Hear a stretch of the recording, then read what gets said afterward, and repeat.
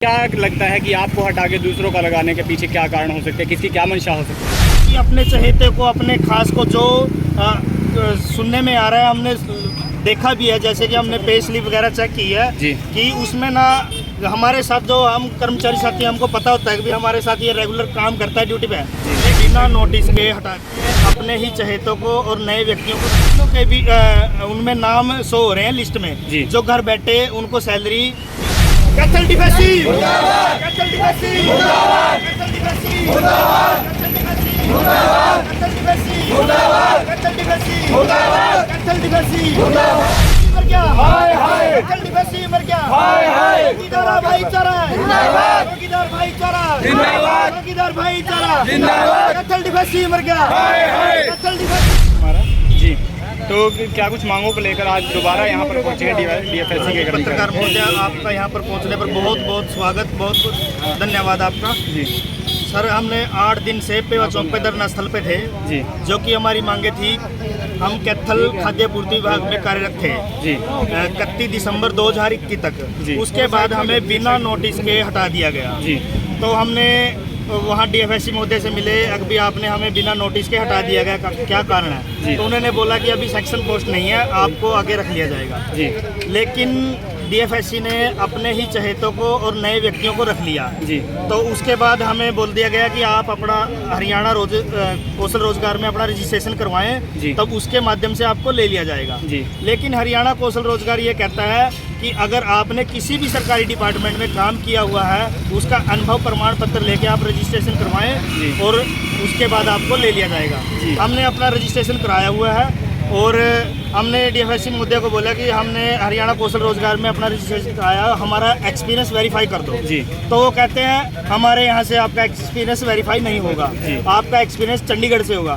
तो हम कुछ साथी चौकीदार साथी चंडीगढ़ गए, वहाँ अपने महानिदेशक से मिले, डायरेक्टर साहब महोदय को, तो उन्होंने कहा आपकी वेरिफिकेशन आपके district DFSC DDA power DFSC के पास है, वहाँ से आपका एक्सपीरियंस वेरीफाई होगा जी। तो हमने दोबारा फिर डीएफएससी महोदय को मिले तो डीएफएससी कहता है कि हमारे यहाँ से आपका एक्सपीरियंस बस आनाकानी की जा रही है और इसीलिए हमने 8 दिन का पेवा चौक के ऊपर धरना प्रदर्शन किया है, धरना स्थल पर है। आज हमने डीसी महोदय को ज्ञापन देना है, उसके बाद मुख्यमंत्री महोदय को और उसके बाद अनिल जी स्वास्थ्य मंत्री। कितने दिन हो गए हैं, कितना समय बीत चुका है आपको हटाए हुए?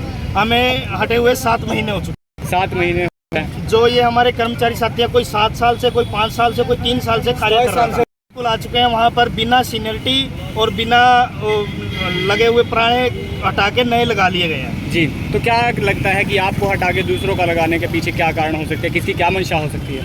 मंशा यही है कि अपने चहेते को, अपने खास को जो सुनने में आ रहा है, हमने देखा भी है, जैसे कि हमने पे स्लिप वगैरह चेक की है कि उसमें ना हमारे साथ जो हम कर्मचारी साथी, हमको पता होता है कि भी हमारे साथ ये रेगुलर काम करता है ड्यूटी पे, लेकिन अननोन पर्सनों के भी उनमें नाम शो हो रहे हैं लिस्ट में, जो घर बैठे उनको सैलरी दी जा रही है जी। कौन, क्या लगता है इन सिफारिशों के पीछे किनका हाथ हो सकता है?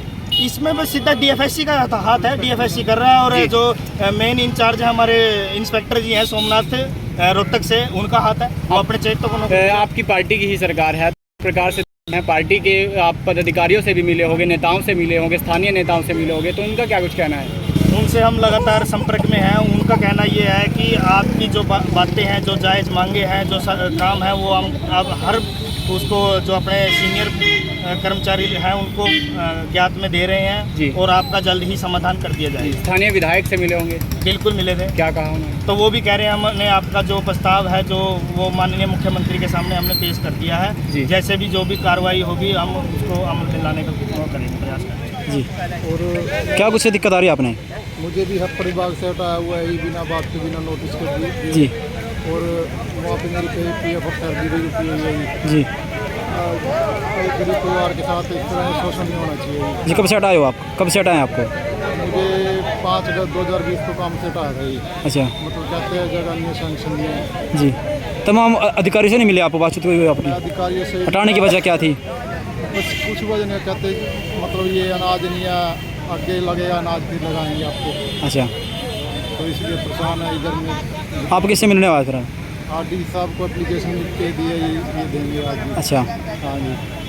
तो फिलहाल क्या क्या लगता है अब आपको कहीं ना कहीं आपकी मांग को पहले आप कहीं पर मिले हो किसी अधिकारी से? पहले भी कई बार मिले हैं ये। क्या कुछ लगता है आपको अब क्या लगता है? DFSC धरने के साथ में हम बैठे हैं ये। जी अगर कोई सुनवाई हो तो अच्छा लेबर कोर्ट में कोर्ट केस चल रहा है, वहाँ भी कोई सुनवाई नहीं हो रही। अच्छा, तो आप क्या चाहते हो?